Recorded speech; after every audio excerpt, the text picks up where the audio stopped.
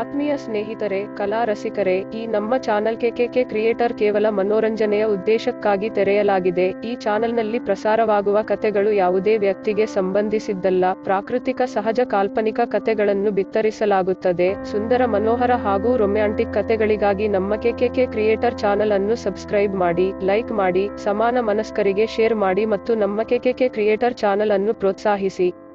Dear friends, art lovers, this our channel KKK Creator is open for entertainment purpose only. Stories aired on this channel are not related to any person. Naturalist fairy tales are cast. Subscribe, like, share to like-minded people and encourage our KKK Creator channel for more cute, lovely and romantic stories.